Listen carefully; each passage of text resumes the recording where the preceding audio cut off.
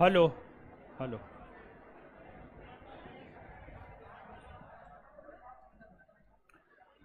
चलिए class live कीजिए, हो है ना हो। हाँ,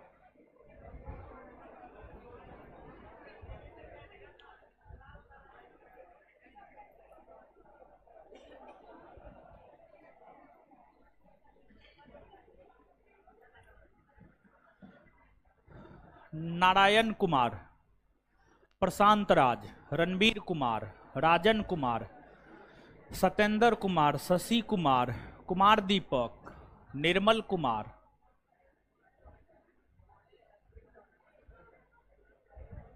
चलिए सबको गुड इवनिंग। और सब बताइए। हाँ, होली खेल लिए, खूब खेले ना, अपने में खेले।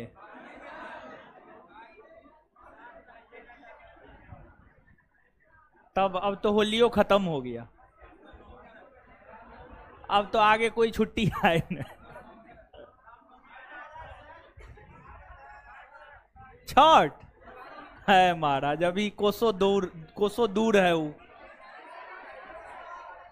आए चैती छठ है, वो सब का छुट्टी थोड़े होता है। रामनवमी सब का नहीं होता, अब सीधे छुट्टी होगा।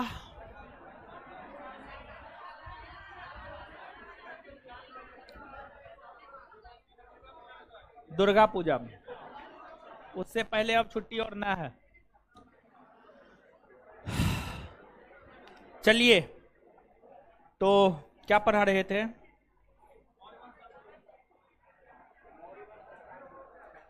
यूनानी आक्रमण, ईरानी आक्रमण पढ़ा दिए थे ना।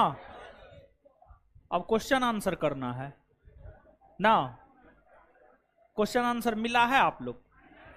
मिलवे नहीं किया होगा तो क्वेश्चन आंसर कीजिएगा कहां से। चलिए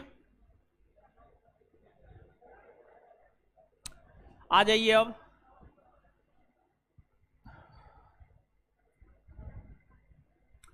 राहुल जी, पीडीएफ नहीं मिलेगा, लिखना ही पड़ेगा।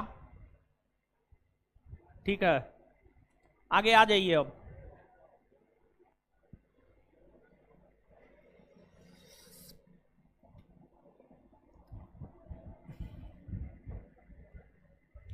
सबसे पहले पिछले क्लास का जो है रिवीजन कर लेते हैं, और इसके बाद जो है मौर्य साम्राज्य हम लोग पढ़ेंगे। और प्राचीन भारतीय इतिहास में एक मौर्य साम्राज्य बहुत महत्वपूर्ण है और एक गुप्त साम्राज्य बहुत महत्वपूर्ण है। ये दोनों काफी महत्वपूर्ण है, तो काफी महत्वपूर्ण चैप्टर जो है अब आप पढ़ने जा रहे हैं। क्वेश्चन नहीं दिए हैं, क्वेश्चन का पीडीएफ नहीं दिए हैं, मिल जाएगा क्वेश्चन का पीडीएफ भी। आइए रिवीजन करते हैं, फटाफट जवाब दीजिए।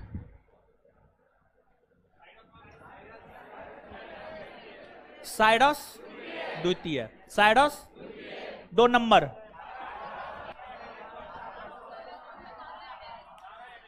(516 ईस्वी पूर्व).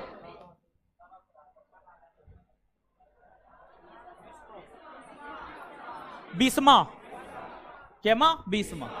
हकमनी साम्राज्य में कितने प्रांत? 28। हकमनी साम्राज्य को गंधार कर के रूप में क्या अदा करता था? 360 टैलेंट सोना, 360 टैलेंट सोना। हकमनी वंश के किस शासक ने अक्षयार्स या जरक्सी? अरेबेला का युद्ध कब हुआ? 331 ईस्वी पूर्व में, 331 ईस्वी पूर्व में। हकमनी वंश के अंतिम शासक दारा। भारत के ऊपर यूनानी आक्रमण कब और किसके नेतृत्व में? 326 ईस्वी पूर्व में सिकंदर। सिकंदर का जन्म कब और कहां हुआ? 356 ईस्वी पूर्व में मकदूनिया या मेसिडोनिया में। 356 ईस्वी पूर्व में मकदूनिया या मेसिडोनिया में।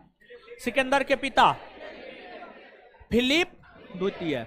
सिकंदर के गुरु, हाँ, अरस्तु। अरस्तु के गुरु प्लेटो। प्लेटे को गुरु, हाँ, सुकरात के शिष्य का नाम प्लेटो। सिकंदर के मुख्य सेनापति सेल्यूकस निकेटर। सिकंदर के शासनकाल में कौन कौन से इतिहासकार भारत आए थे?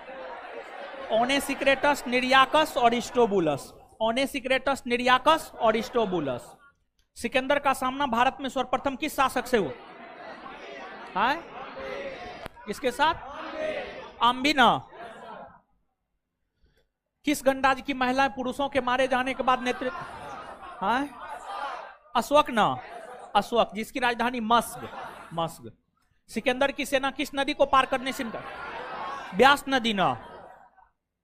वापस लौटते समय सिकंदर का विरोध करने वाला गणराज्य कौन कौन सा था?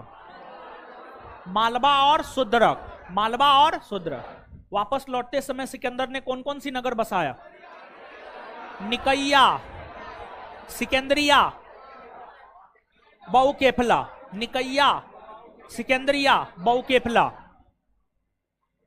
सिकंदर के प्रिय घोड़ा का नाम बहु। सिकंदर की पत्नी रुखसाना। चलिए आगे हेडिंग मारिएगा, मौर्य साम्राज्य।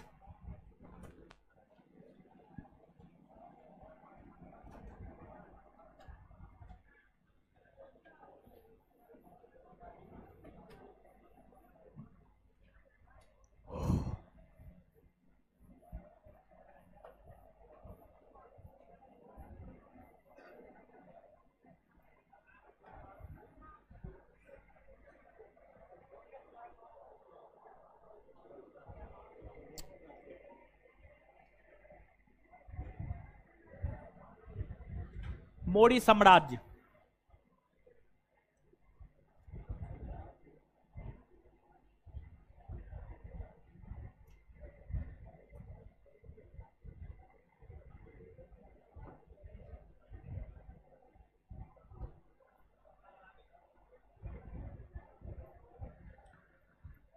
कॉस्ट में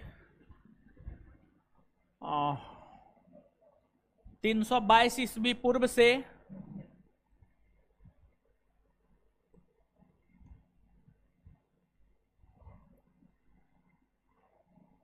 185 ईस्वी पूर्व कौष्टबंध और उसके नीचे लगभग 137 वर्षों तक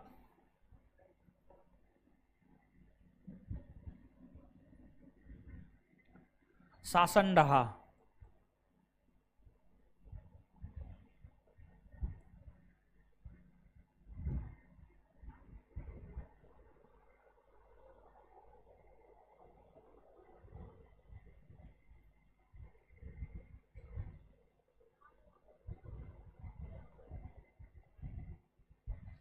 तीन सौ 22 ईस्वी पूर्व से 185 ईस्वी पूर्व तक शासन रहा है। 322 ईस्वी पूर्व से 185 ईस्वी पूर्व तक शासन रहा है।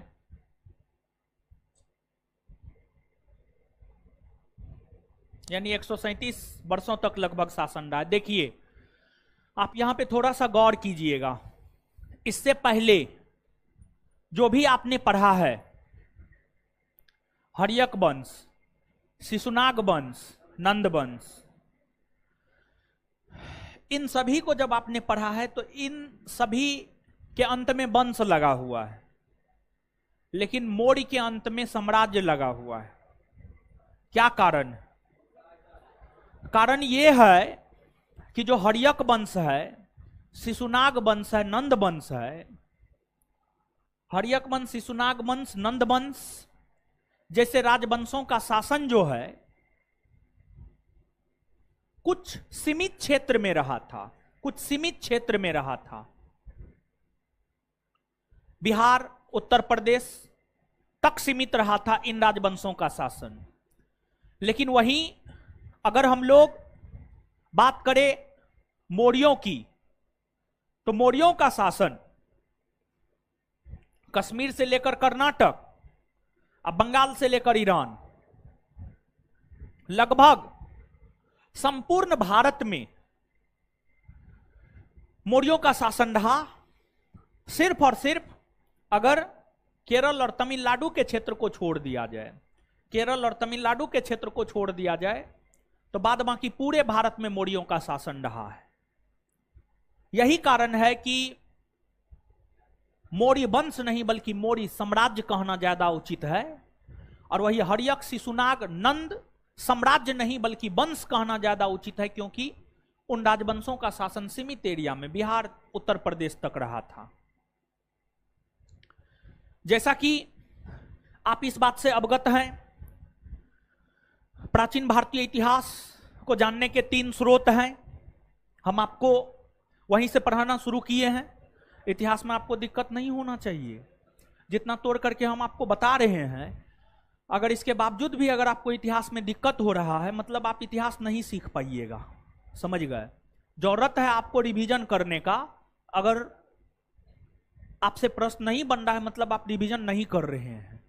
आप जैसे जैसे आगे बढ़ रहे हैं वैसे वैसे आपका प्रश्न बनना चाहिए। रिवीजन करते रहिए। समझ गए? तो प्राचीन भारतीय इतिहास को जानने के 3 स्रोत हैं, आप सभी लोग जानते हैं। और जो प्राचीन भारतीय इतिहास को जानने के 3 स्रोत हैं, साहित्यिक स्रोत, पुरातात्विक स्रोत, विदेशी यात्रियों का विवरण। विदेशी यात्रियों का विवरण। उसी प्रकार से जो मौर्य साम्राज्य है, मौर्य साम्राज्य को भी जानने के 3 ही स्रोत हैं। मौर्य साम्राज्य को भी जानने के 3 ही स्रोत हैं। और मौर्य साम्राज्य को जो जानने के 3 स्रोत हैं, उसमें पहला स्रोत है साहित्यिक।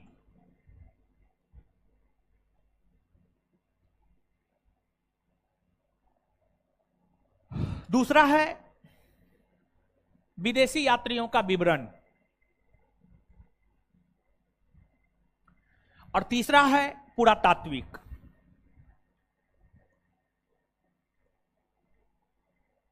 तीसरा है पुरातात्विक। देखिए, मौर्य काल में जो मौर्य साम्राज्य है, एक तो मौर्य साम्राज्य की अगर हम लोग बात करें तो इस मौर्य साम्राज्य की स्थापना चंद्रगुप्त मौर्य के द्वारा किया गया था। चंद्रगुप्त मौर्य जो मौर्य साम्राज्य है, यहां पर आएंगे लेकिन उससे पहले 1-2 बात जानिए, तब यहां पर आएंगे, ज्यादा बेटर रहेगा। जो मौर्य साम्राज्य है, मौर्य साम्राज्य की स्थापना चंद्रगुप्त मौर्य के द्वारा किया गया था। चंद्रगुप्त मौर्य।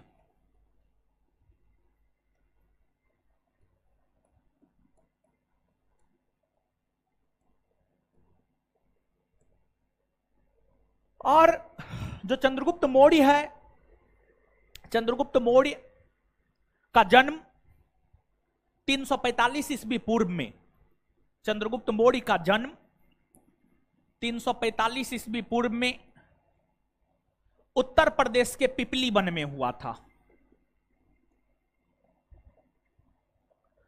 उत्तर प्रदेश के पिपली वन। उत्तर प्रदेश के पिपली वन में चंद्रगुप्त मौर्य का जन्म 345 ईस्वी पूर्व में हुआ था। और इस चंद्रगुप्त मौर्य की माता मूर थी। मूर, मूर, मूर इनकी माता का नाम था। मूर से ही चाणक्य ने कुछ दिनार देकर चंद्रगुप्त मौर्य को खरीदा था। चाणक्य जो कि तक्षशिला का विद्वान था, ये वही चाणक्य की हम बात कर रहे हैं जिस चाणक्य को घनानंद ने अपनी भरी दरबार में अपमानित किया था। घनानंद ने तक्षशिला के विद्वान चाणक्य को जो अपने दरबार में, भरी दरबार में अपमानित किया था, उस अपमान का बदला लेने के लिए ही चाणक्य ने मूर नामक महिला से कुछ दिनार देकर उसका पुत्र खरीद लिया। और चाणक्य चंद्रगुप्त मौर्य को तक्षशिला ले गए, और तक्षशिला ले जाकर के हर विद्या से, सभी प्रकार की विद्या से चाणक्य ने चंद्रगुप्त मौर्य को तैयार किया। और चंद्रगुप्त मौर्य के विषय में कुछ इतिहासकार यहां तक लिखते हैं कि चंद्रगुप्त मौर्य सिकंदर की सेना में भी शामिल हुआ था। चंद्रगुप्त मौर्य जो है सिकंदर की सेना में भी शामिल हुआ था, और सिकंदर की सेना में शामिल होकर के चंद्रगुप्त मौर्य ने सिकंदर के विजय की नीति, सिकंदर जो विश्व विजयी अभियान पर निकला हुआ था उसकी क्या नीतियां थी, उसकी नीतियों को समझा। और चंद्रगुप्त मौर्य के लिए चाणक्य ने साम दंड भेद हर चीज का प्रयोग करते हुए एक विशाल सेना का गठन किया, और चाणक्य की मदद से ही चंद्रगुप्त मौर्य ने नंद वंश पर आक्रमण किया। और जब चंद्रगुप्त मौर्य ने नंद वंश पर आक्रमण किया था तो कश्मीर के शासक प्रवर्तक हुआ करते थे। कश्मीर के शासक प्रवर्तक ने चंद्रगुप्त मौर्य को नंद वंश के शासक घनानंद को पराजित करने में साथ दिया था। तो चंद्रगुप्त मौर्य चाणक्य की मदद से, कश्मीर के शासक प्रवर्तक की मदद से घनानंद को पराजित किया, और घनानंद को पराजित करके नंद वंश के स्थान पर एक नए राजवंश को स्थापित किया, जो राजवंश मौर्य साम्राज्य कहलाया। उनकी माता का नाम मूर था, उन्हीं के नाम पर। और मूर का अर्थ होता है मोर। मोर, मोर मतलब मोर पक्षी, मोर पक्षी, मोर पक्षी। मूर के नाम पर ही मौर्य वंश या मौर्य साम्राज्य, चंद्रगुप्त द्वारा स्थापित साम्राज्य को नाम दिया गया। इस प्रकार से मौर्य साम्राज्य की स्थापना चंद्रगुप्त मौर्य ने चाणक्य के मदद से की, और चंद्रगुप्त मौर्य अपनी राजधानी पाटलिपुत्रा को बनाकर शासन प्रशासन करना शुरू किया। चंद्रगुप्त मौर्य पाटलिपुत्रा को अपनी राजधानी बनाकर शासन प्रशासन करना शुरू किया, और जो चाणक्य था, चाणक्य के द्वारा, चाणक्य तो मौर्य साम्राज्य की स्थापना करने में सबसे बड़ा योगदान दिया है। चाणक्य के कारण ही मौर्य साम्राज्य स्थापित हुआ है। और उस चाणक्य ने एक ग्रंथ लिखी है, उस ग्रंथ का नाम है अर्थशास्त्र। उस ग्रंथ का नाम है अर्थशास्त्र। चाणक्य ने जो अर्थशास्त्र लिखी है, चाणक्य ने जो अर्थशास्त्र लिखा है, वह अर्थशास्त्र मौर्य साम्राज्य के विषय में जानकारी का सबसे महत्वपूर्ण स्रोत है। चाणक्य ने जो अर्थशास्त्र लिखा है, वह अर्थशास्त्र मौर्य साम्राज्य के विषय में जानकारी का सबसे महत्वपूर्ण स्रोत है। इससे बड़ा स्रोत कोई हो ही नहीं सकता है।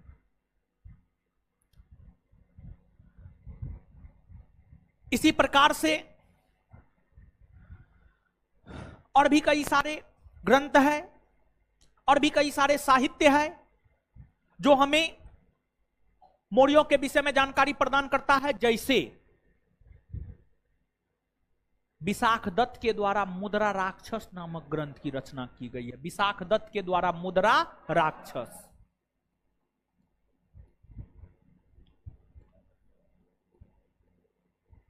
सोमदेव के द्वारा कथा सरित सागर नामक ग्रंथ की रचना की गई है। कथा सरित सागर, कथा सरित सागर नामक ग्रंथ की रचना की गई है। क्षेमेंद्र के द्वारा बृहद कथा मंजरी की रचना की गई है। बृहद कथा मंजरी की रचना की गई है। ये तमाम साहित्य है जो हमें मौर्यों के विषय में जानकारी प्रदान करता है। इन तमाम साहित्यों के अलावे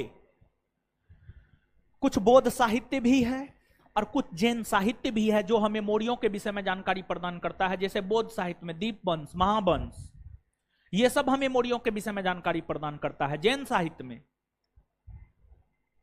कल्पसूत्र, परिशिष्ट पर्व, ये सभी हमें मौर्यों के विषय में जानकारी प्रदान करता है। ये तमाम साहित्य है जो हमें मौर्यों के विषय में जानकारी प्रदान करता है।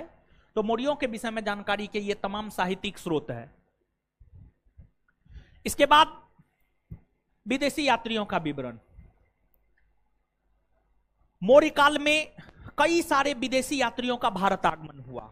मौर्य काल में कई सारे विदेशी यात्रियों का भारत आगमन हुआ। जैसे मौर्य काल में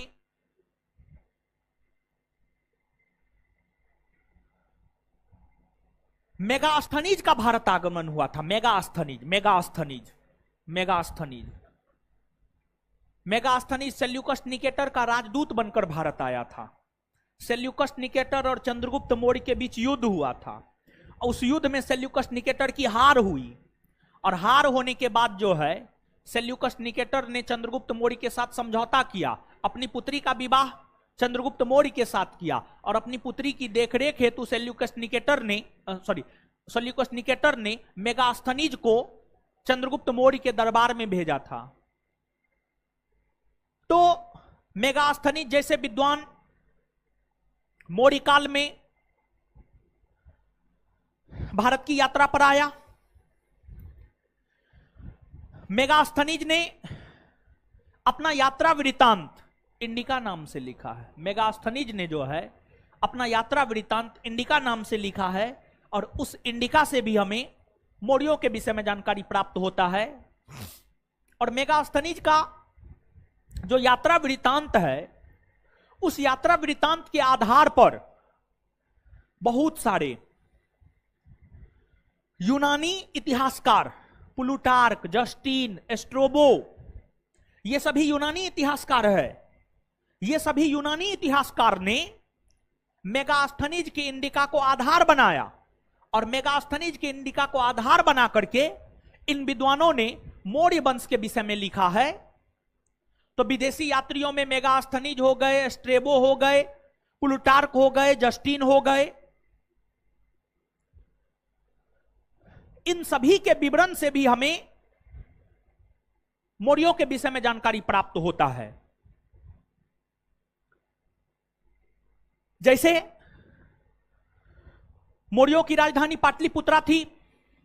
पाटलिपुत्रा के प्रशासन के विषय में जानकारी इंडिका देता है। इंडिका मेगास्थनीज की रचना है। मेगास्थनीज विदेशी यात्री था, क्योंकि मेगास्थनीज पाटलिपुत्रा में ही रहता था। तो पाटलिपुत्रा की जो प्रशासनिक व्यवस्था थी, उस प्रशासनिक व्यवस्था की चर्चा मेगास्थनीज ने अपने इंडिका में किया। फिर आपको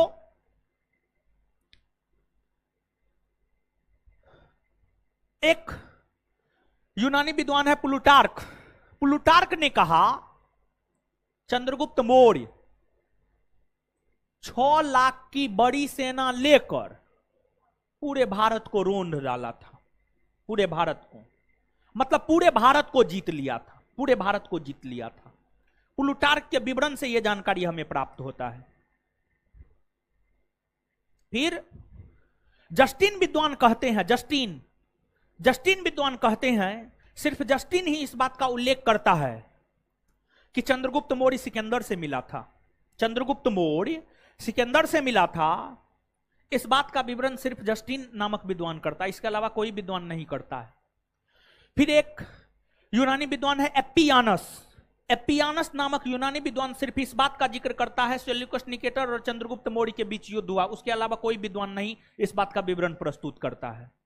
तो कहीं ना कहीं ये जो तमाम विदेशी हैं, इन विदेशियों ने भी मौर्यों के विषय में तमाम प्रकार की जानकारियां दी।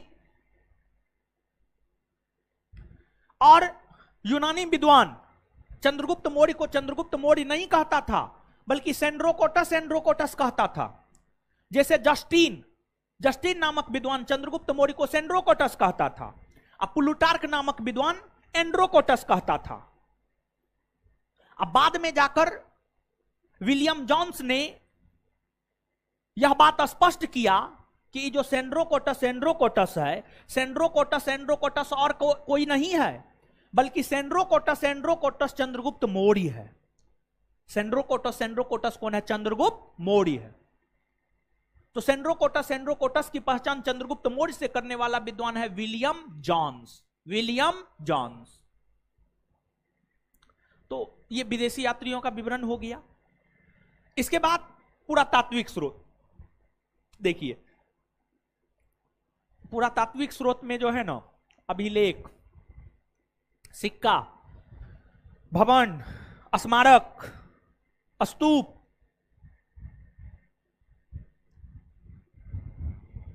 ये सब आता है। आप सभी लोग इस बात से अवगत होंगे, नहीं अवगत है तो आप अवगत होइए। भारत में अभिलेख लिखने की परंपरा का विकास ईरानी आक्रमण से हुआ। जब भारत में ईरानी आक्रमण हुआ ना, तो ईरानी आक्रमण के बाद ही भारत के लोगों को पता चला कि अभिलेख भी कोई एक चीज है, और ईरानी आक्रमण से ही भारत में अभिलेख लिखने की परंपरा का विकास हुआ।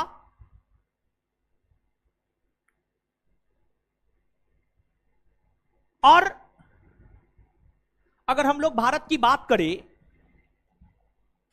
तो भारत में अभिलेख लिखने वाला प्रथम शासक अशोक है। अशोक है। अशोक के अभिलेख से हमें अशोक के विषय में जानकारी प्राप्त होता है। अशोक के अभिलेख से हमें अशोक के विषय में जानकारी प्राप्त होता है। यही तो सबसे बड़ा पुरातात्विक स्रोत है। अब अभिलेख अभिलेख कह रहे हैं, आप नहीं समझ रहे होंगे, कुछ लोग समझ रहे होंगे। सीधा एक लाइन में समझिए।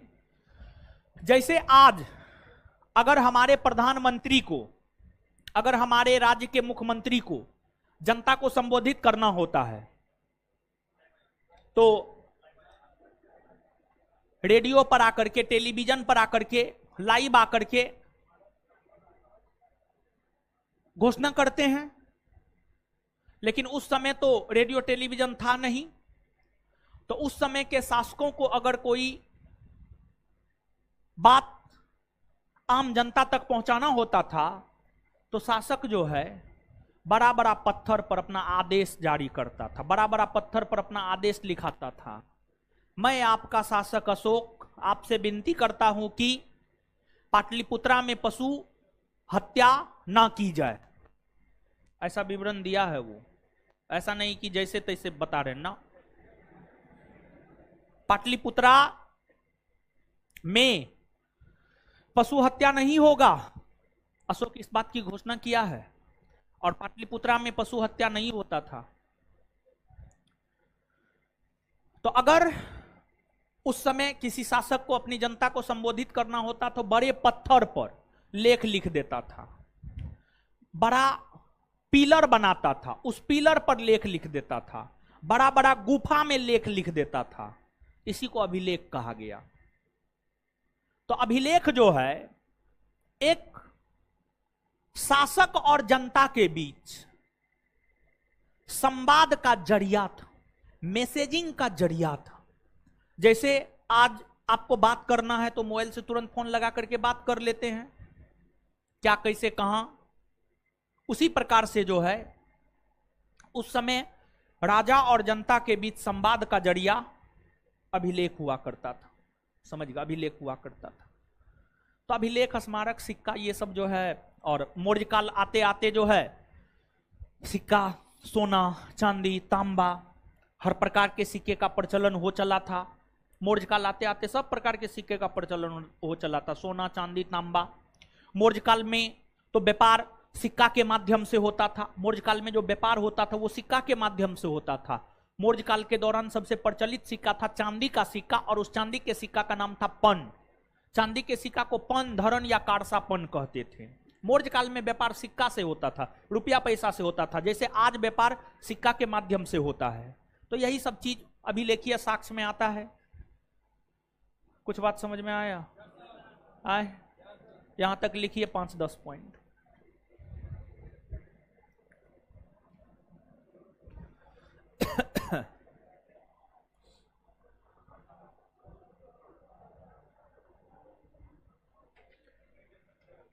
लिखिए,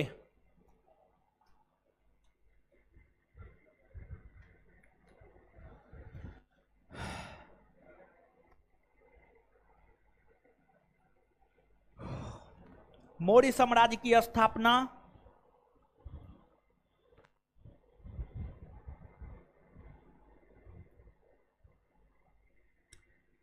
मौर्य साम्राज्य की स्थापना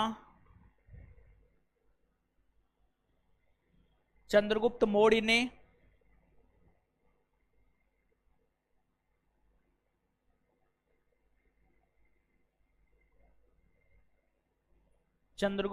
ने की है।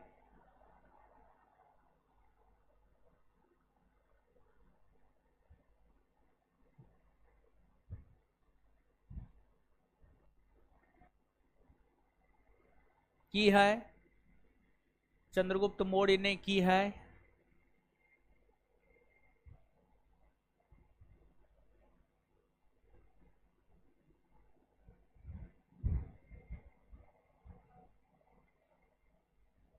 चंद्रगुप्त मौर्य ने की है। इनका जन्म 345 ईस्वी पूर्व में हुआ है।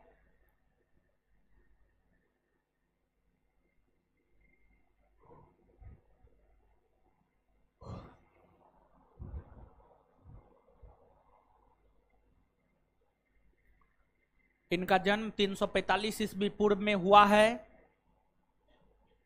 345 ईस्वी पूर्व में हुआ है।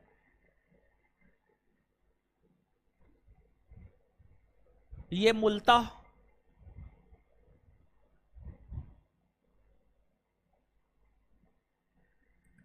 उत्तर प्रदेश के पिपलीबन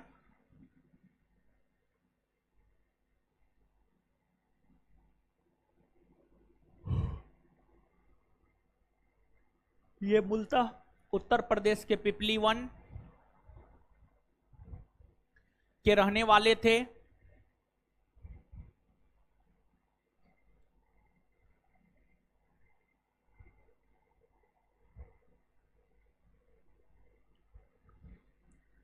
उत्तर प्रदेश के पिपलीवन के रहने वाले थे। इनकी माता का नाम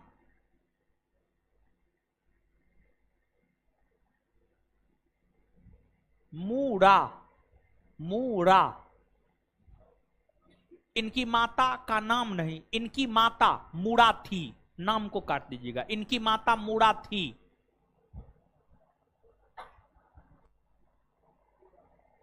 इनकी माता मूड़ा थी, इसलिए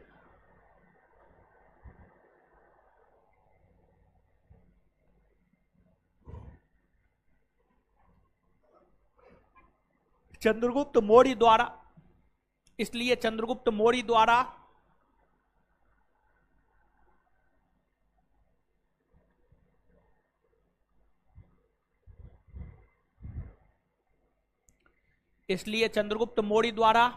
स्थापित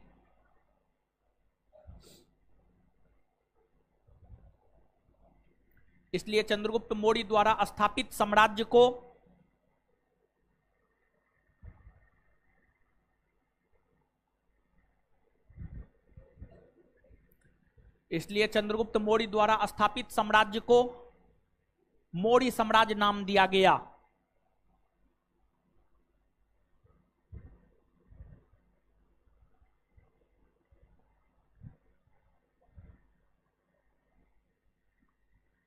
मौर्य साम्राज्य नाम दिया गया। Full stop.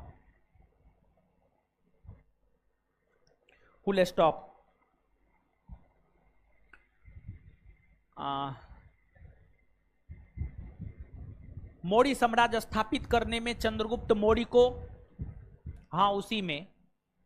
मौर्य साम्राज्य स्थापित करने में चंद्रगुप्त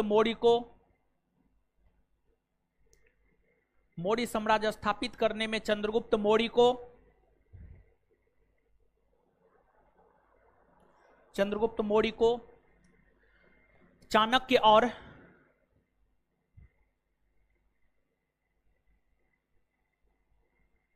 चाणक्य और कश्मीर के शासक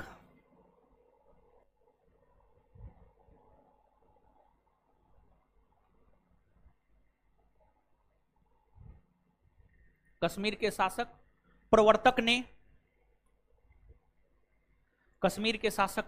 ने साथ दिया था। कश्मीर के शासक प्रवर्तक ने साथ दिया था। कश्मीर के शासक प्रवर्तक ने साथ दिया था।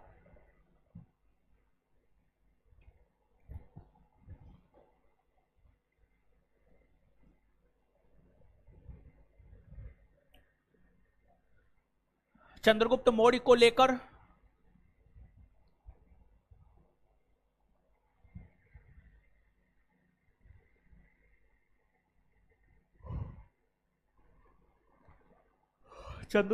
को लेकर विवाद है कि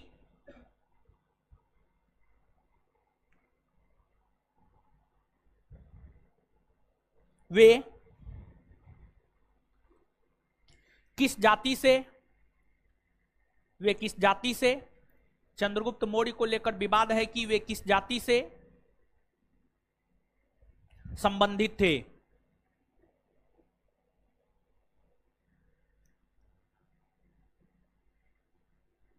फुल स्टॉप। चाणक्य चंद्रगुप्त मौर्य को क्षत्रिय बताते हैं।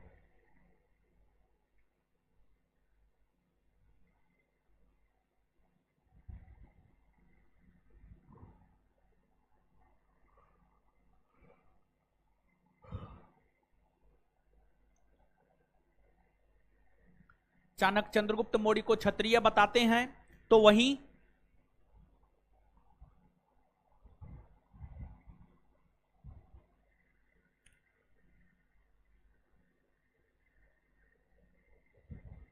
विशाख दत्त ने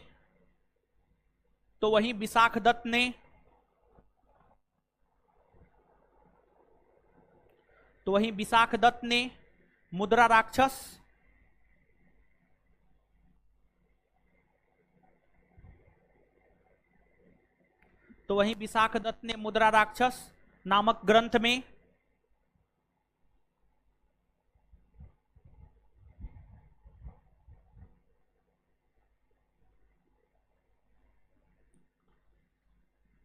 विवरण प्रस्तुत करते हुए एक मिनट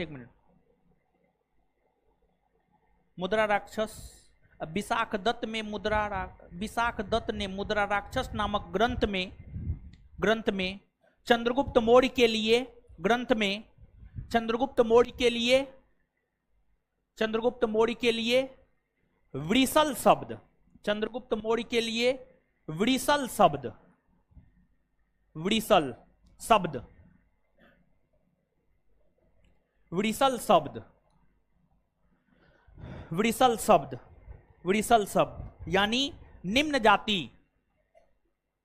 वृषल शब्द यानी निम्न जाति, वृषल शब्द यानी निम्न जाति का प्रयोग किया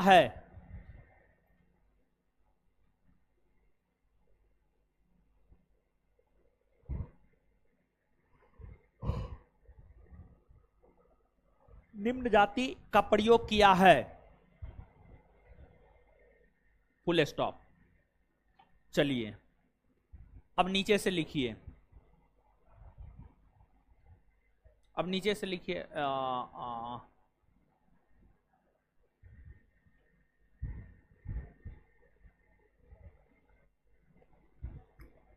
अच्छा वहीं पे लिखा देंगे, छोड़िए। लिखिए नीचे से, मौर्य साम्राज्य के विषय में जानकारी के नीचे से लिखिए। बोल रहे हैं तो इसी में कर रहे हैं।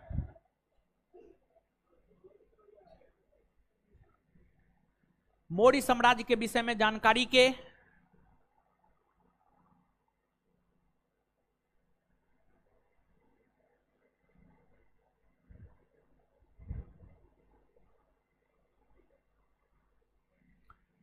तीन महत्वपूर्ण स्रोत है।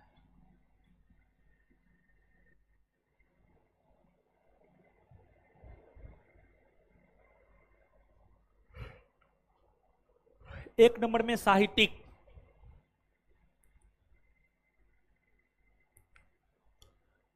स्रोत, एक नंबर में साहित्यिक स्रोत डैश देकर, एक नंबर में साहित्यिक स्रोत डैश देकर,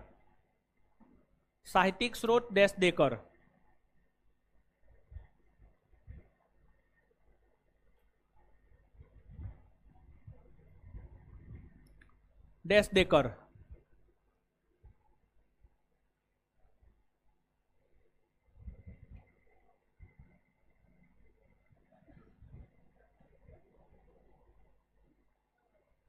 कौटिल्य सॉरी सॉरी चाणक्य का अर्थशास्त्र, चाणक्य का अर्थशास्त्र, चाणक्य का अर्थशास्त्र कोमा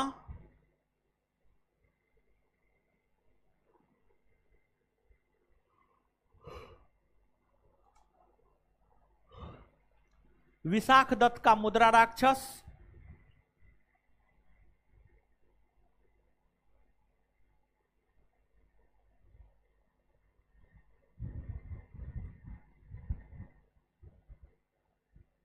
विशाख दत्त का मुद्रा राक्षस कोमा सोमदेव का कथा सरित सागर, सोमदेव का कथा सरित सागर, सोमदेव का कथा सरित सागर कोमा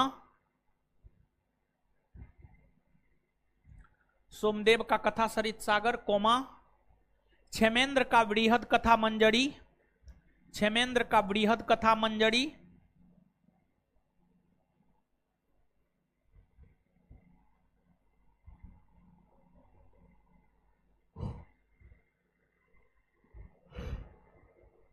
क्षेमेंद्र का बृहद कथा मंजरी कोमा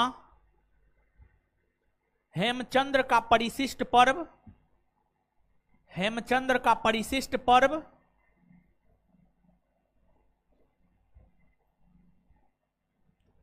हेमचंद्र का परिशिष्ट पर्व कोमा भद्रबाहु का कल्पसूत्र, भद्रबाहु का कल्पसूत्र,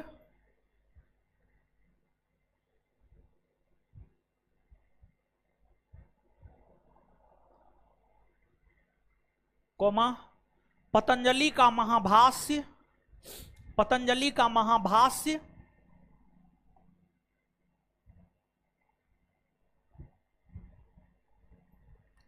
पतंजलि का महाभाष्य, पतंजलि का महाभाष्य इत्यादि जैसे साहित्य हमें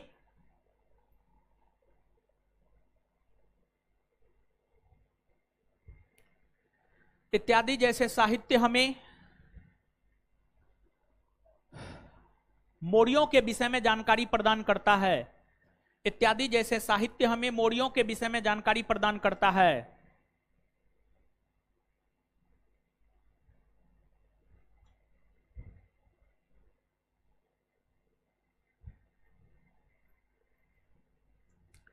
चलिए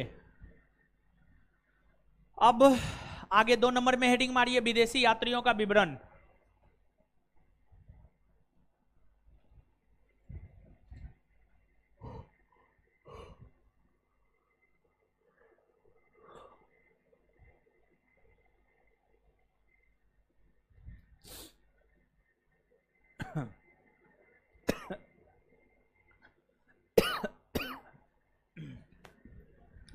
विदेशी यात्रियों का विवरण, विदेशी यात्रियों का विवरण।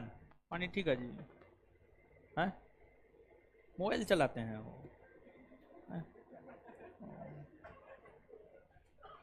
नहीं तो बोलिएगा तो काम मेरे पास बहुत है, अपना मोबाइल दे देंगे, फोन रिसीव करते रहिएगा, बहुते फोन आता है।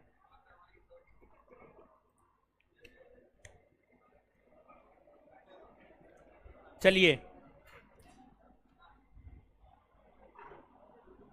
लिखिएगा डैश देकर, विदेशी यात्रियों के विवरण में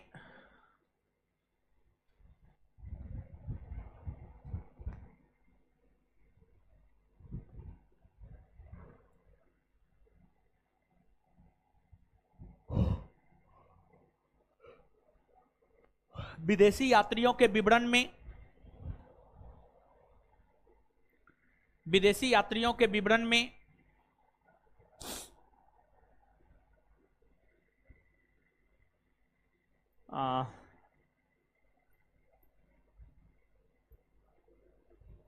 सबसे प्रमुख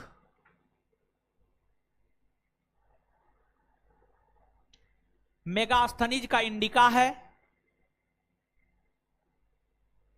सबसे प्रमुख मेगास्थनीज का इंडिका है,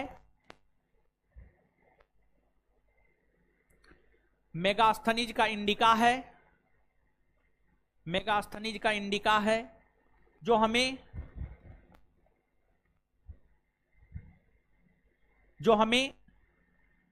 पाटलिपुत्रा के प्रशासन के विषय में,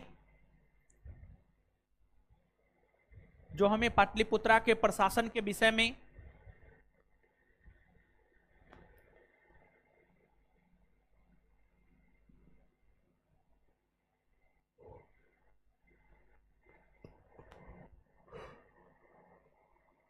पाटलिपुत्रा के प्रशासन के विषय में विस्तार पूर्वक जानकारी प्रदान करता है।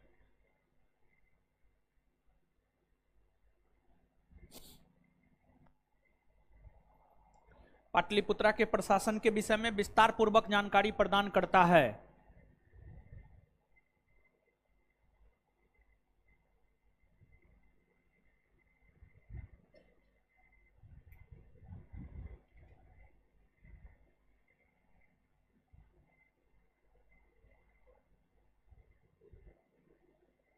जानकारी प्रदान करता है। इंडिका को आधार बनाते हुए, उसी में कंटिन्यू लिखते जाइएगा, इंडिका को आधार बनाते हुए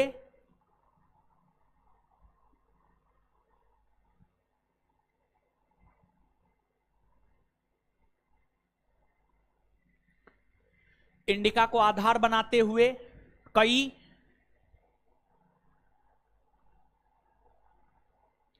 इंडिका को आधार बनाते हुए कई यूनानी लेखकों ने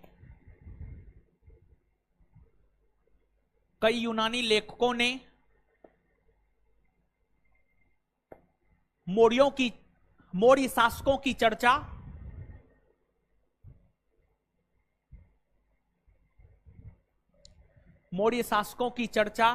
की है।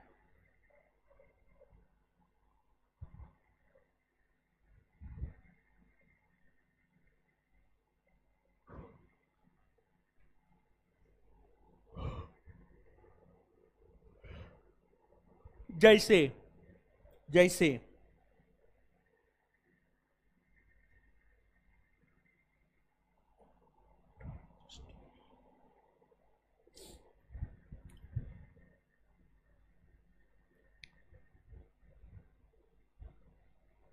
एक नंबर में अब प्लूटार्क नामक विद्वान, जैसे एक नंबर में प्लूटार्क नामक विद्वान, प्लूटार्क लिख देते हैं, चिंता मत कीजिए।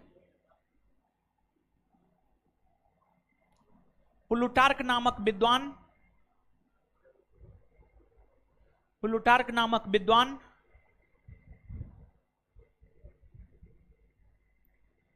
यह विवरण देते हैं कि प्लूटार्क नामक विद्वान यह विवरण देते हैं कि प्लूटार्क नामक विद्वान यह विवरण देते हैं कि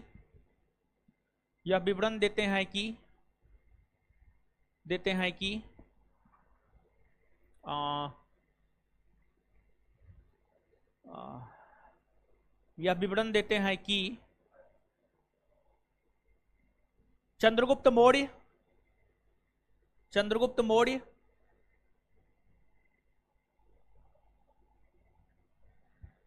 6 लाख की बड़ी सेना लेकर चंद्रगुप्त मौर्य 6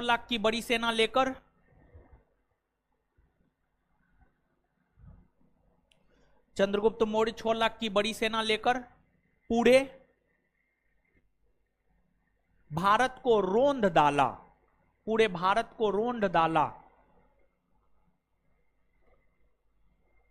6 लाख की बड़ी सेना लेकर पूरे भारत को रोंद डाला। Full stop. 2 नंबर में जस्टिन नामक विद्वान 2 नंबर में जस्टिन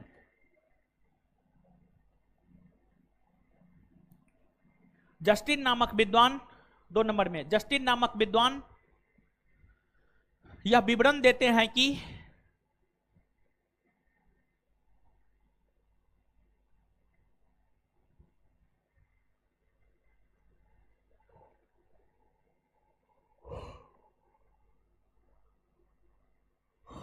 जस्टिन नामक विद्वान यह विवरण देते हैं कि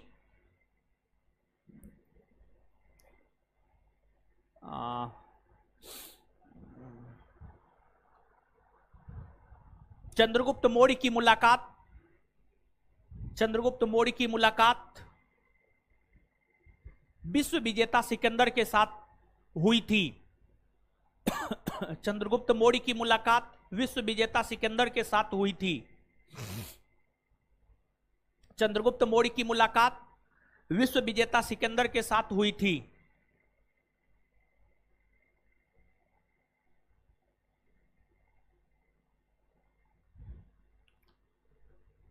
आगे एप्पियानस नामक विद्वान, नेक्स्ट 3 नंबर में या 4 नंबर में जो भी है आपका, एप्पियानस नामक विद्वान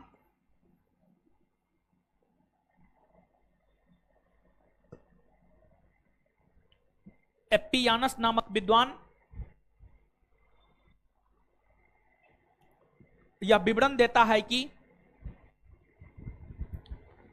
एप्पियानस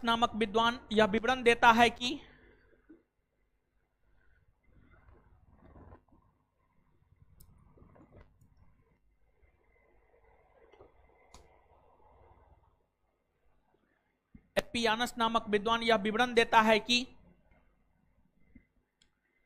चंद्रगुप्त मौर्य और सेल्यूकस निकेटर के बीच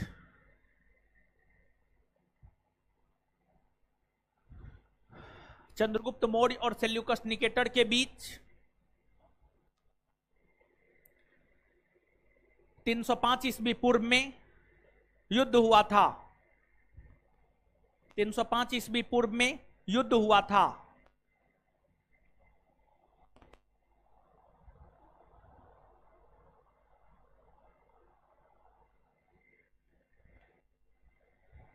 नेक्स्ट चंद्रगुप्त मौर्य ने एक मिनट जस्टिन ने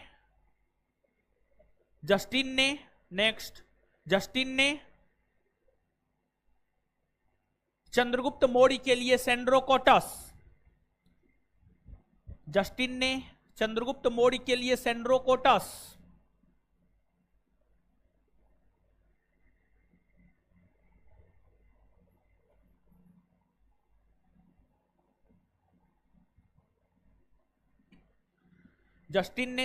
मौर्य के लिए सेंड्रोकोटस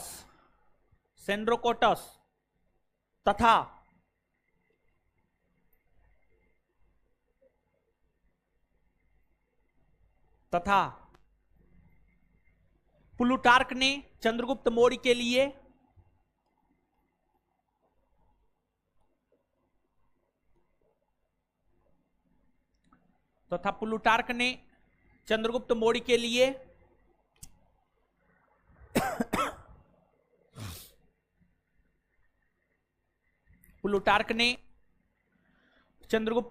लिए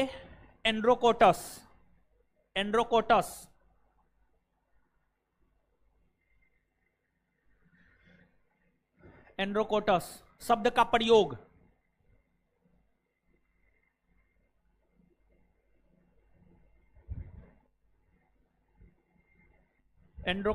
का प्रयोग किया है।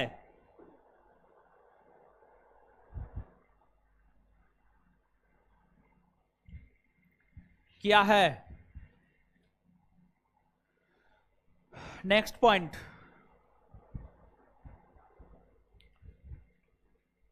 सेंड्रोकोटस की पहचान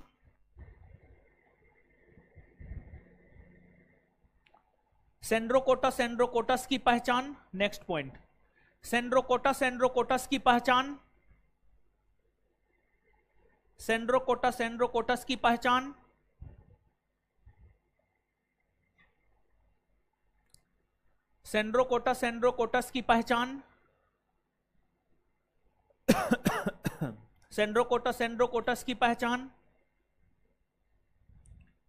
चंद्रगुप्त मौर्य से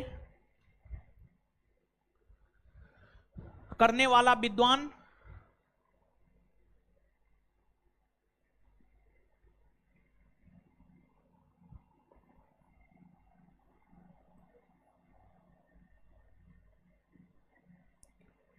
सेंड्रोकोटस की पहचान चंद्रगुप्त मौर्य से करने वाला विद्वान विलियम जॉन्स है।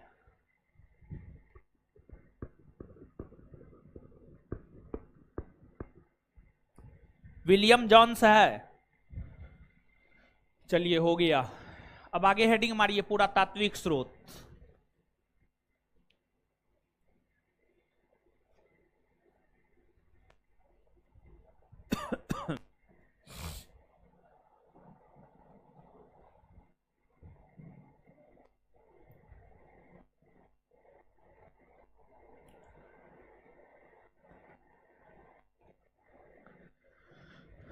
पूरा तात्विक स्रोत, पूरा तात्विक स्रोत, ठीक है। चलिए पूरा तात्विक स्रोत लिखिए। इसके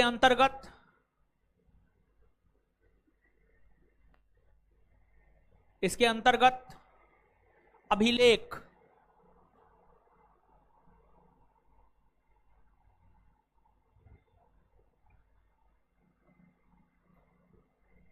अभिलेख, सिक्का, अभिलेख, सिक्का, कॉमा देते जाइएगा।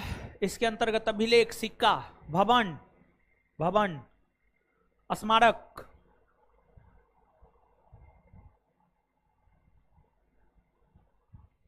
इत्यादि आता है, इत्यादि आता है, इत्यादि आता है।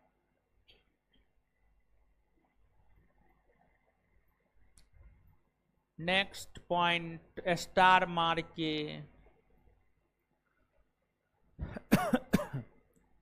ईरानी आक्रमण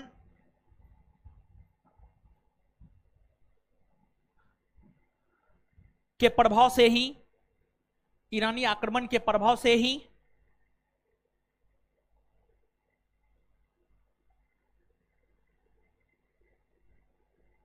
ईरानी आक्रमण के प्रभाव से ही भारत में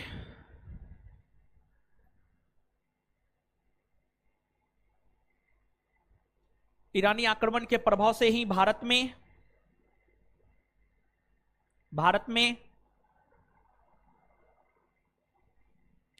ईरानी आक्रमण के प्रभाव से ही भारत में अभिलेख लिखने की परंपरा का विकास हुआ।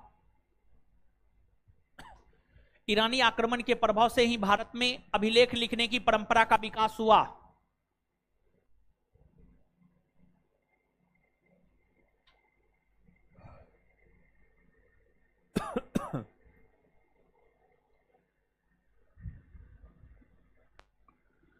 नेक्स्ट पॉइंट, भारत में अभिलेख जारी करने वाला प्रथम शासक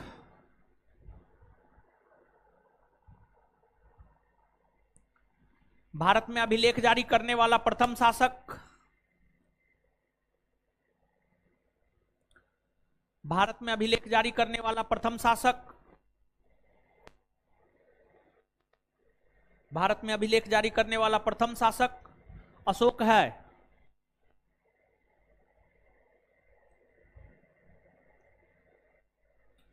अभिलेख, अभी उसी में अभिलेख राजा और जनता के बीच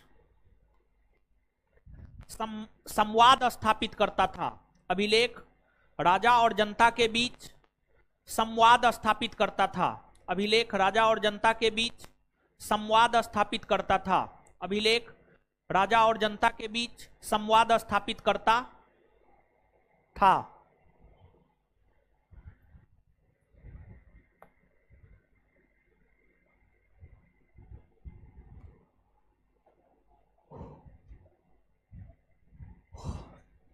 नेक्स्ट पॉइंट, चंद्रगुप्त मौर्य का भवन लकड़ी का बना हुआ था।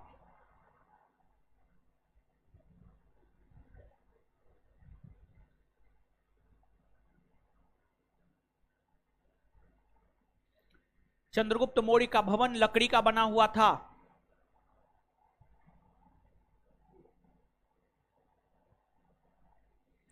नेक्स्ट पॉइंट, मौर्यकालीन सबसे प्रचलित सिक्का मौर्यकालीन सबसे प्रचलित सिक्का, मौर्यकालीन सबसे प्रचलित सिक्का,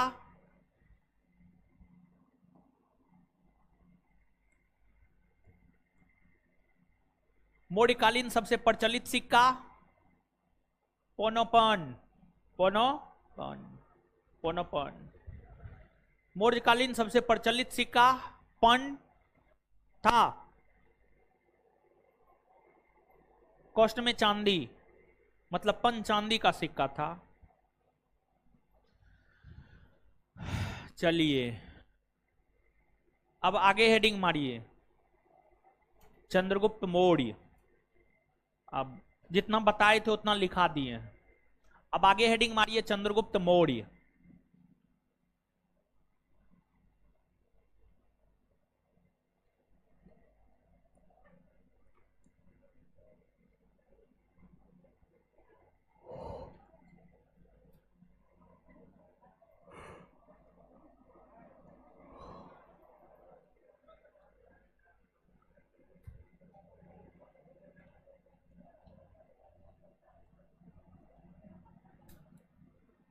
तीन सौ 22 ईस्वी पूर्व से 298 ईस्वी पूर्व, 322 ईस्वी पूर्व से 298 ईस्वी पूर्व।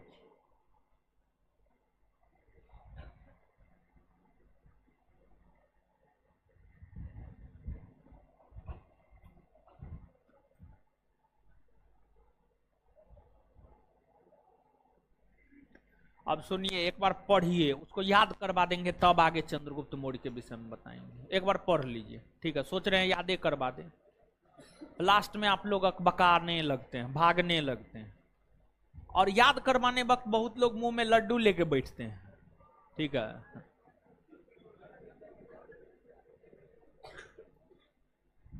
समझे?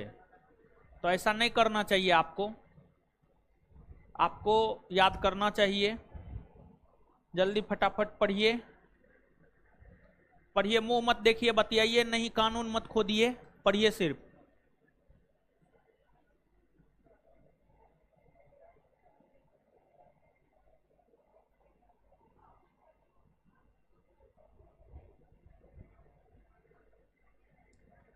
एगो लड़की है, बड़ी हंस रही है। सुरेश, काहे हंस रहे हैं आप?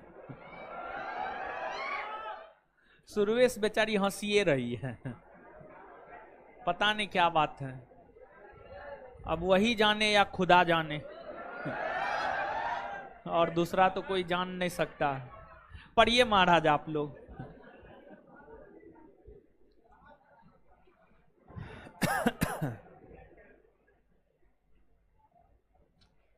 बाल तो आपका उड़ गया है महाराज। शादी ब्याह कैसे होगा आपका? आय तोरी, काहे उड़ गया है जी?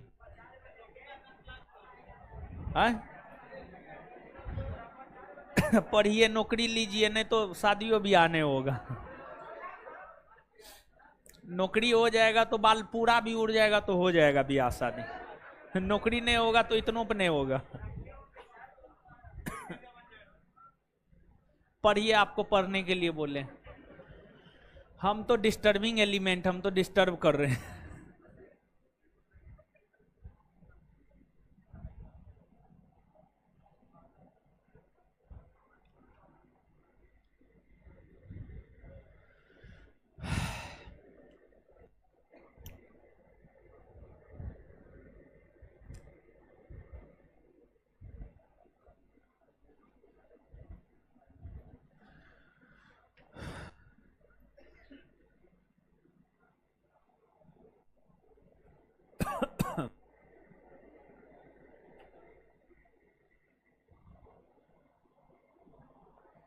पढ़ लिए आए।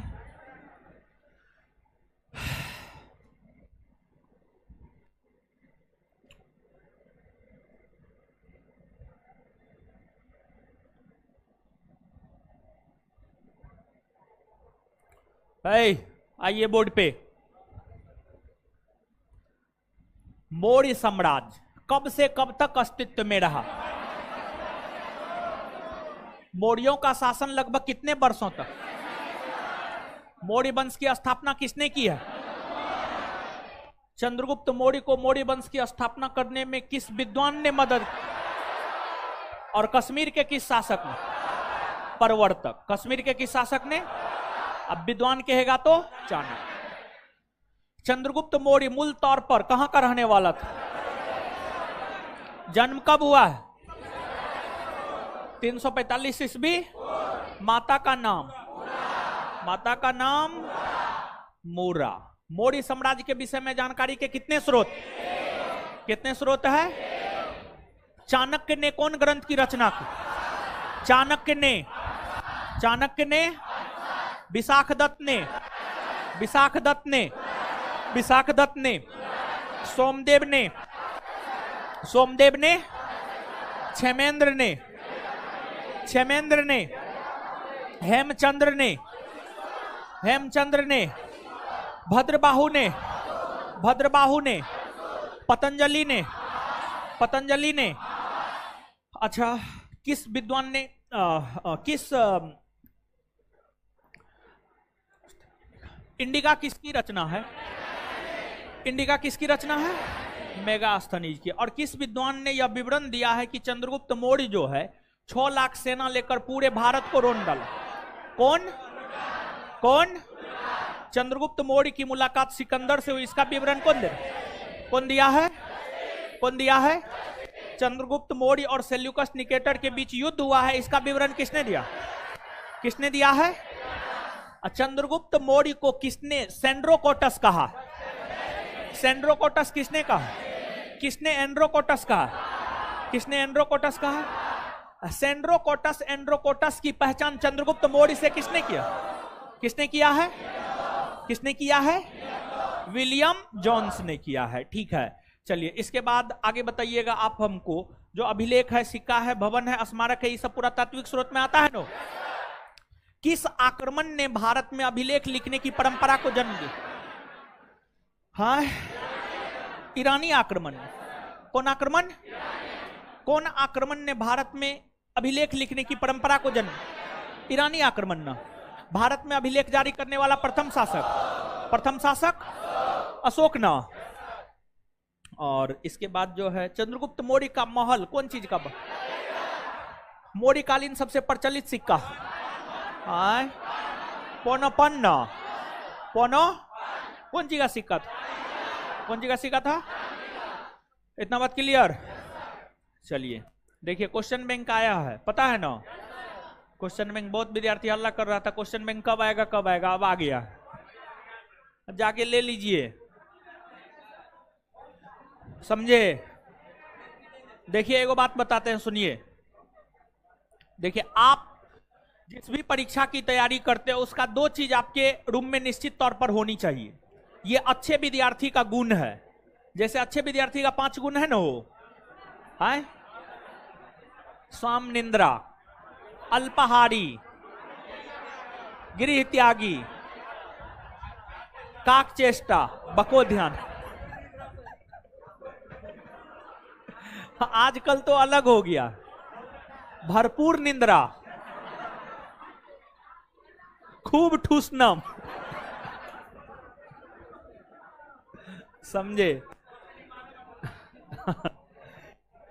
देखिए, तो आपको जो है 2 चीज आपके रूम में होनी चाहिए। एक, जिस भी परीक्षा की आप तैयारी करते हैं उसका सिलेबस, और दूसरा क्वेश्चन बैंक। ये 2 चीज आपके रूम में निश्चित तौर पर होनी चाहिए। और देखिए, आपको जो है बिहार दरोगा के क्वेश्चन बैंक पे काम किए वो बुक आ गया है। बिहार पुलिस के क्वेश्चन बैंक पे काम चल रहा है। बिहार पुलिस का क्वेश्चन बैंक हमको लगता है 1 महीना या मैक्सिमम 2 महीना, 2 माह के भीतर बिहार पुलिस का क्वेश्चन बैंक आ जाएगा। और उसके बाद जो है बीपीएससी के क्वेश्चन बैंक पे काम करेंगे, उसके बाद बीपीएससी का क्वेश्चन बैंक आ जाएगा। समझ गए? तो स्टेप बाय स्टेप हर चीज का क्वेश्चन बैंक आएगा। अभी जो है बिहार दरोगा का क्वेश्चन बैंक आया हुआ है। आप किसी भी परीक्षा की तैयारी करते हैं, आप सिपाही की तैयारी करते हैं, दरोगा की तैयारी करते हैं, बीपीएससी की तैयारी करते हैं, रेलवे की तैयारी करते हैं, एसएससी की तैयारी करते हैं, किसी भी परीक्षा की तैयारी करते हैं, सभी अभ्यर्थियों के लिए वो बुक आवश्यक है, क्योंकि बुक में सिर्फ क्वेश्चन बैंक नहीं है, बल्कि जीएस के अंतर्गत जितने भी सब्जेक्ट आते हैं, history, polity, geography, physics, chemistry, biology, economics, current, विविध, कंप्यूटर, सब चीज उस बुक में है। सब चीज का मिसलेनियस, जो भी एस्थेटिकल प्रकार का क्वेश्चन नहीं पूछता है, विविध प्रकार का क्वेश्चन, वो सब चीज उस बुक में एक जगह कलेक्ट करके दे दिए। समझ गए? तो आपको जो है उस बुक को ले लेना है। समझ गए? और उस बुक में टोटल 560 गो पेज है। आप किसी भी परीक्षा की तैयारी करते आप ले सकते हैं। उस बुक में टोटल 560 गो पेज है।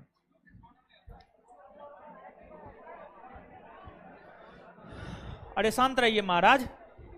उस बुक में टोटल 560 गो पेज है। कितना पेज है? 560। 560 पेज है। और आपको जो है खड़ा खड़ी हो जाएगा 280।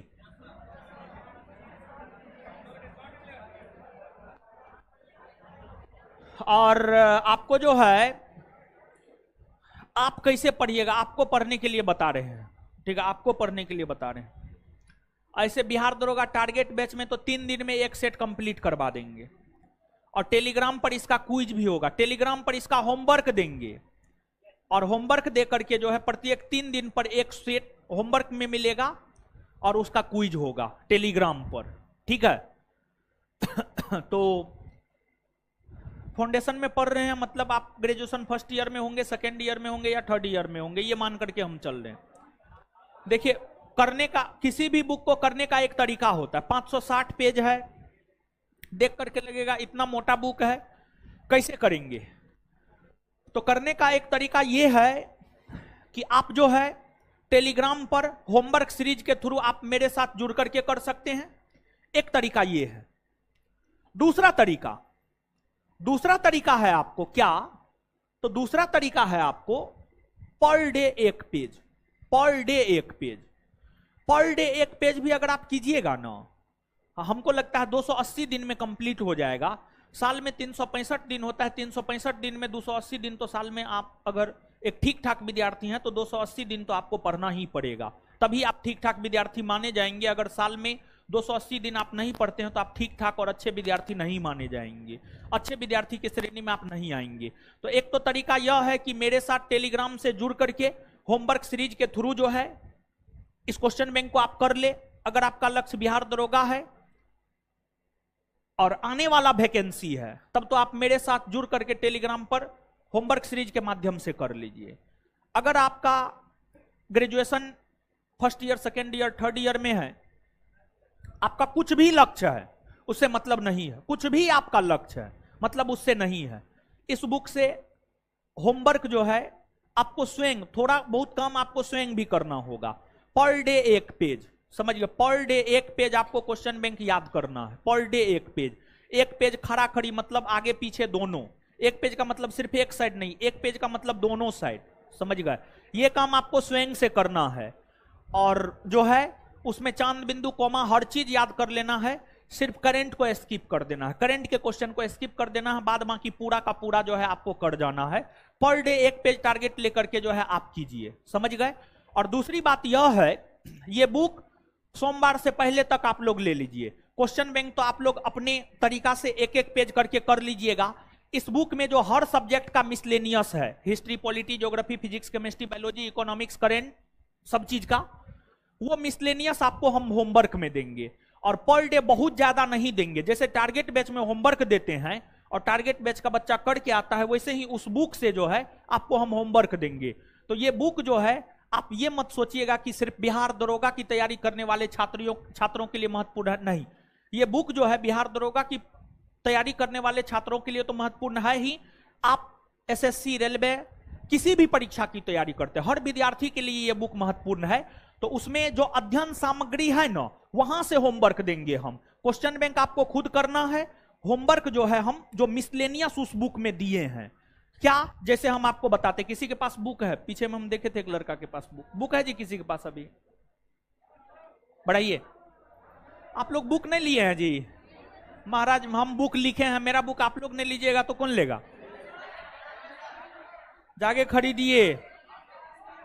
सोमवार तक हर व्यक्ति के हाथ में बुक होना चाहिए, नहीं तो हाथ काट लेंगे हम।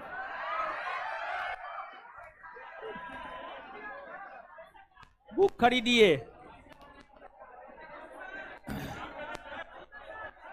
अरे बहुत जबरदस्त है, बुक भेजिए ना। है मत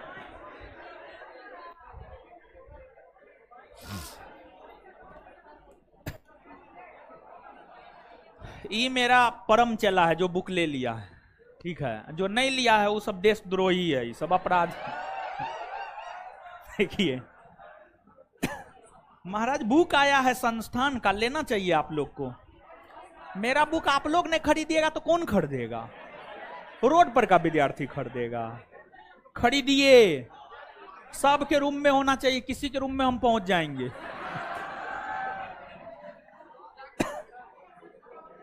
देखिए जैसे पहला सेट है, पहला सेट के ठीक पीछे अर्थव्यवस्था, ठीक है, इकोनॉमिक्स दिए हैं।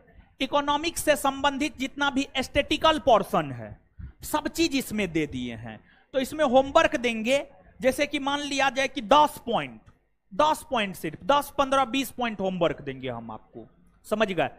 एक दिन में पढ़ाते हैं तो हमको लगता है 25-30 पॉइंट जो है हम आपको एक दिन में पढ़ा देते हैं। तो 25-30 पॉइंट ये हो गया। 10, 15, 20 पॉइंट यहां से होमवर्क देंगे, ये आपको रट करके आना है। कुछ भी होमवर्क दे उससे मतलब नहीं है, इसको रट के आना है, चाहे जैसे रट के आना है, ठीक है। यहां से हम आपको होमवर्क देंगे, यहां पर एस्थेटिकल सब चीज है, तो इसलिए बुक खरीद लीजिएगा, समझ गए। तो यहां पर जो है होमवर्क दे देंगे, आप अपना रट के आइएगा, अगले क्लास में पूछ देंगे हम, समझ गए। तो ये चीज है। पहला सेट के बाद इकोनॉमिक्स है। फिर जब आप दूसरा सेट के बाद जाइएगा,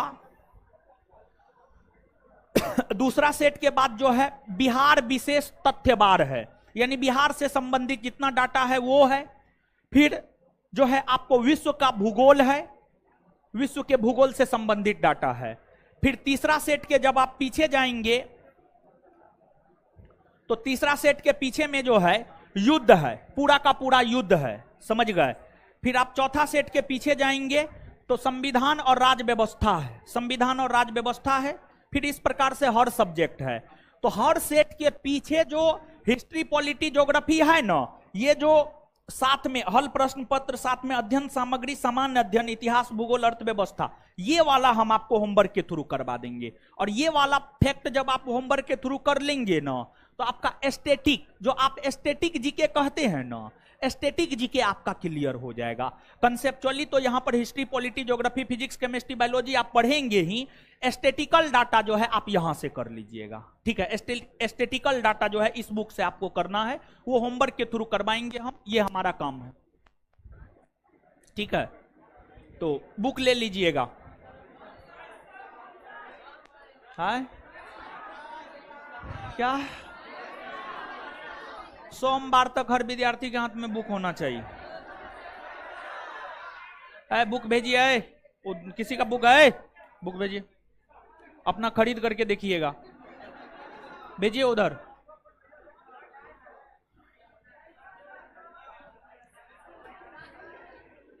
प्राइस बहुत कम है, फिक्स प्राइस है 290 रुपया। पूरे बिहार में 290 रुपया में मिलेगा।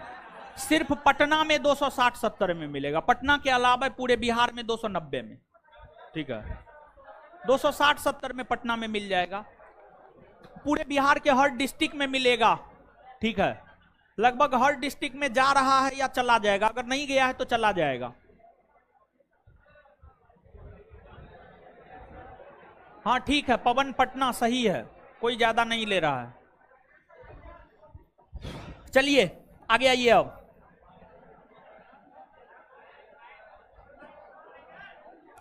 सुनिए, बुक भेजिए उसका, जिसका बुक है बुक हाथ में दीजिए।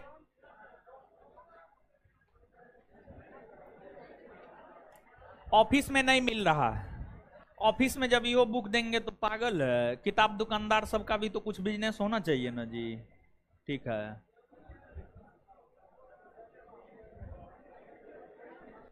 समझे? ऑफिस में नहीं मिलेगा, किताब दुकान पे जाकर के लीजिए।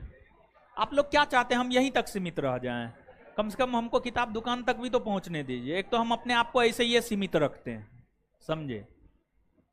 चंद्रगुप्त मौर्य, अब सुनिए, कमेंट हटाइए जी, पढ़ा रहे हैं महाराज। अब सुनिए,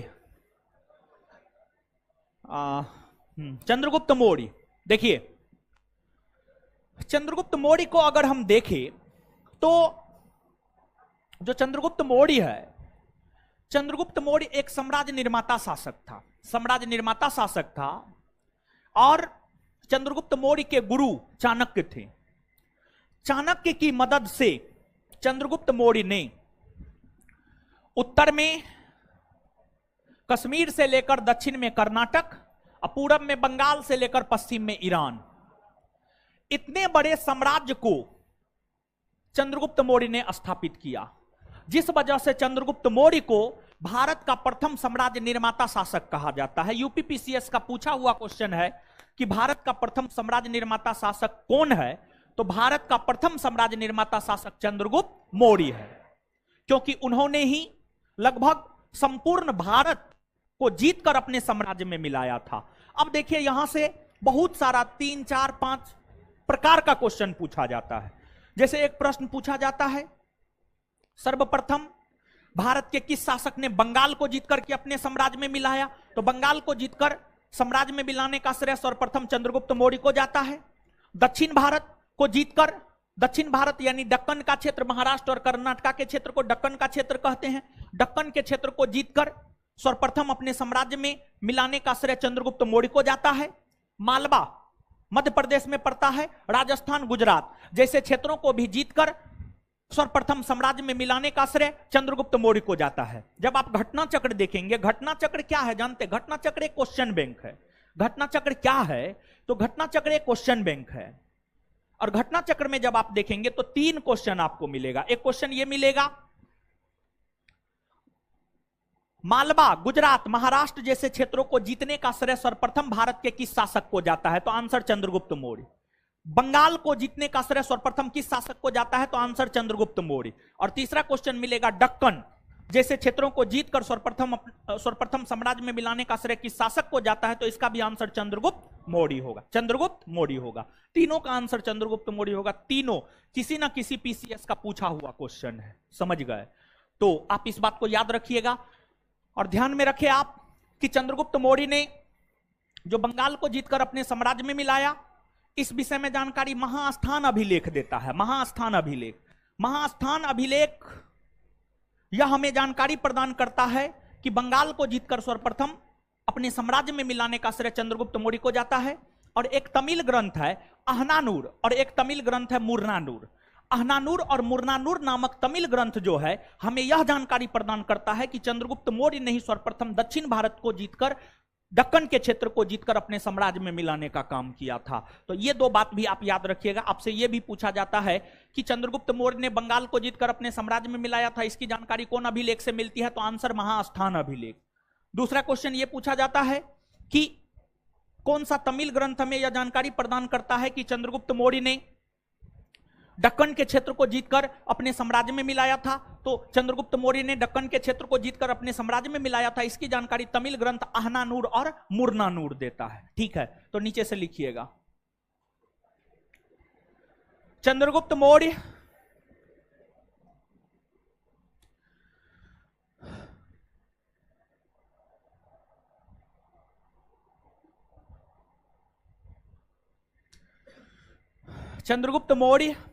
चंद्रगुप्त मौर्य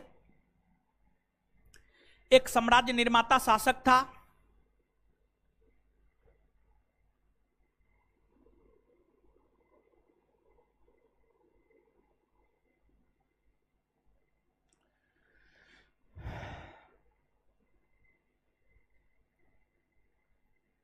चंद्रगुप्त मौर्य एक साम्राज्य निर्माता शासक था।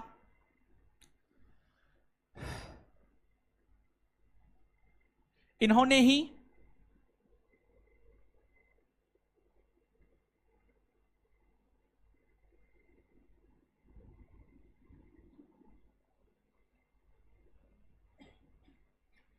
ही सर्वप्रथम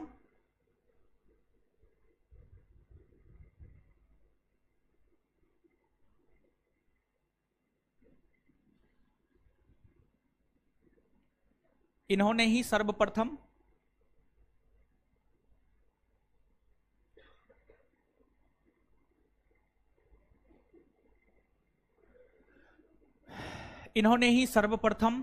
बंगाल कोमा दक्कन डो कोको संयुक्नो, दक्कन के कोष्ट में महाराष्ट्र और कर्नाटक लिख लीजिए, दक्कन के कोष्ट में महाराष्ट्र और कर्नाटक लिख लीजिए। दक्कन के कोष्ट में महाराष्ट्र और कर्नाटक लिख लीजिए, कोमा मालवा,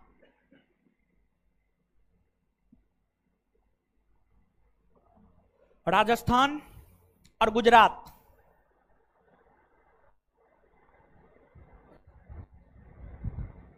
राजस्थान और गुजरात जैसे क्षेत्रों को जीतकर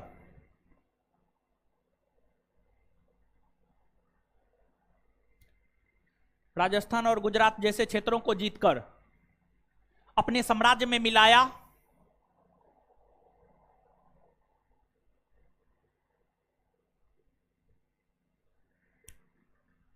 जिस कारण इन्हें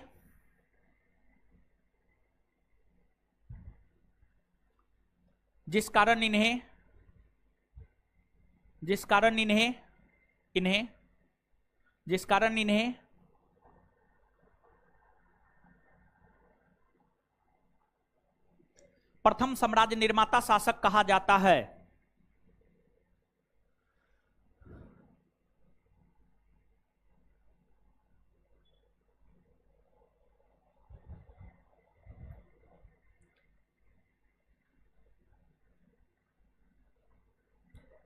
तमिल ग्रंथ, उसी में कंटिन्यू, तमिल ग्रंथ अहनानूर और मुरनानूर,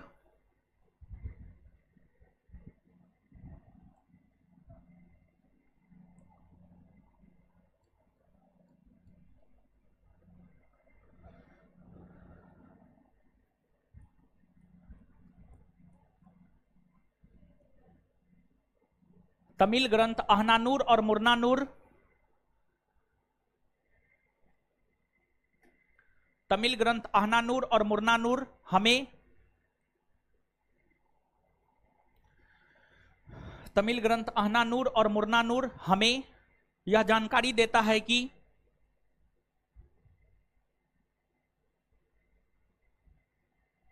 तमिल ग्रंथ अहनानूर और मुरनानूर हमें यह जानकारी देता है कि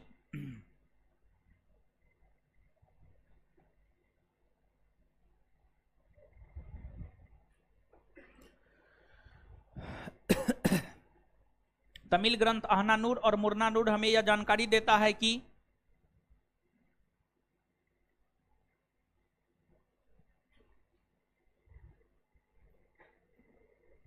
चंद्रगुप्त मौर्य ने दक्षिण भारत का विजय किया।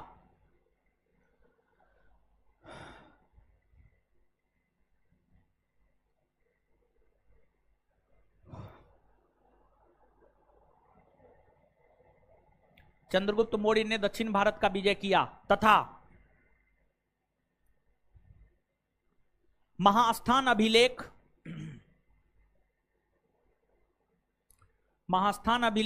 हमें यह जानकारी देता है कि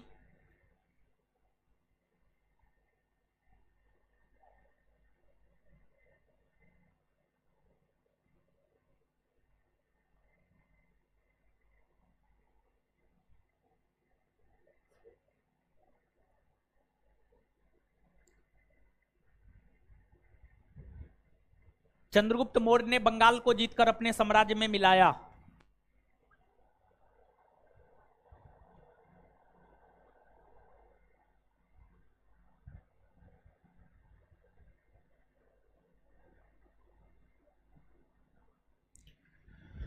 चंद्रगुप्त मौर्य ने बंगाल को जीतकर अपने साम्राज्य में मिलाया।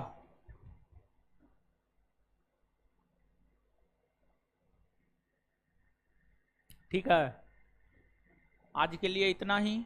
इससे आगे अगले क्लास में हमको निकलने दीजिए, तब निकलिएगा। धन्यवाद सभी लोगों का। जो स्टाफ है वहां पर विद्यार्थी को रोकिए, हमको निकलने दीजिए तब।